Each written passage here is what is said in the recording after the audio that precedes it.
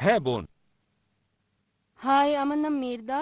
আমি ছাত্রী, মনোবিজ্ঞান নিয়ে পড়ছি, কানাডা থেকে এসেছি। আমার প্রশ্নটা খুবই সহজ।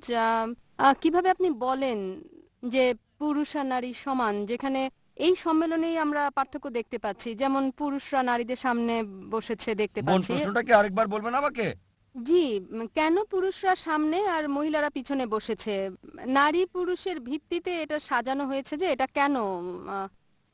মাশাআল্লাহ, বোন খুব সুন্দর প্রশ্ন করেছেন যে কেন মহিলারা সামনে বসেননি। না, মানে আলাদা ব্যবস্থা করা হয়েছে, কিন্তু আমরা ডান দিকে বা বাম দিকে কেন নেই? ঠিক বলেছেন, কেন ঠিক বলেছেন। একজনের সামনে বোন খুব আরেকজন? সুন্দর প্রশ্ন করলেন। যদি সমতায় বিশ্বাস করেন তাহলে নারীরা কেন বামে বা ডানে নেই, কেন নেই? এটা খুব সুন্দর প্রশ্ন। কারণ কোরআন বলছে সূরা নূর অধ্যায় 24 আয়াত 30-এ, বিশ্বাসী পুরুষদের বলো তারা যেন দৃষ্টি নিচু করে লজ্জাস্থানে হেফাজত করে। কোন পুরুষ যখন কোন নারীকে দেখে বাজে চিন্তা মাথায় আসতে পারে, দৃষ্টি সংযত করতে হবে। যদি ডান দিকে মহিলারা বসে তখন আমাকে কথা বলতে হবে শুধু বাম দিকে তাকিয়ে, কারণ তাদের দিকে আমি তাকাতে পারবো না। এখন সবার দিকে তাকাতে পারছি, আপনার মুখে এখান থেকে দেখতে পাচ্ছি না, আমার অবস্থানটা আপনি দেখতে পাচ্ছেন।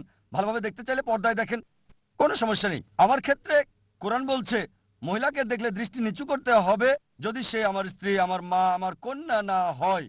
যদি কেউ বলে মহিলাদের দিকে তাকালে আমার কিছু হয় না, তাহলে তাকে ডাক্তার দেখাতে হবে। এখানে থাকলে কথা বলতে সমস্যা হতো আমার। আপনি বলতেন এটা কি ধরনের ভদ্রতা, উনি পেছন দিকে তাকিয়ে কথা বলছেন আমার। আমি তাকাতে পারছি, মাইক্রোফোনকে লক্ষ্য করে আপনাদের দেখতে পাচ্ছি, শুধু অবস্থানটা বুঝতে পারছি, সামান্য দেখতে পাচ্ছি। সুতরাং হিজাব পালন করছি। যখন মহিলা বক্তা কথা বলেন শুধু মহিলা থাকে সামনের লাইনে, সমস্যা নেই। এখানে কারণটা হচ্ছে পুরুষ বক্তা কথা বলছে।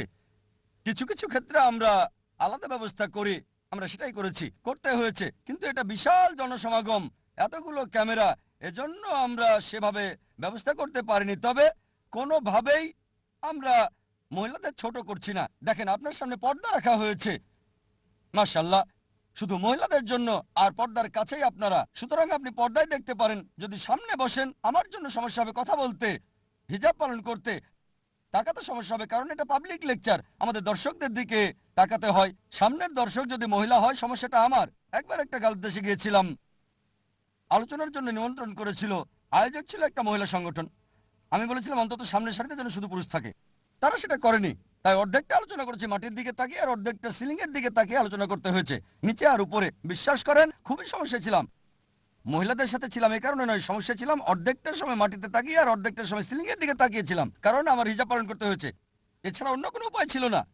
এখানে আমি পুরুষদের সাথে কথা বলছি, তাকাতে পারছি, দৃষ্টি দিতে পারছি, সে ঘুমিয়ে গেলে তাকাতে পারছি, ফলে সে ঘুমাতে পারছে না।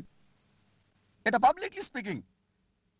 এখানে মহিলারা অনেক দূরে, এটা পর্দা রক্ষার জন্য করা হয়েছে বোন, অন্য কোনো কারণে না। কোনোভাবেই মহিলাদের ছোট করার জন্য করা হয়নি। আপনাদের একটা মাইক্রোফোন দেওয়া হয়েছে কারণ মহিলার সংখ্যা 1/3 আর পুরুষের সংখ্যা 2/3, এ কারণে করা হয়েছে। শেষের দিকে যখন মহিলাদের সংখ্যা বাড়বে তখন সমান দিয়ে দেব। আশা করি উত্তরটা পেয়েছেন। ধন্যবাদ।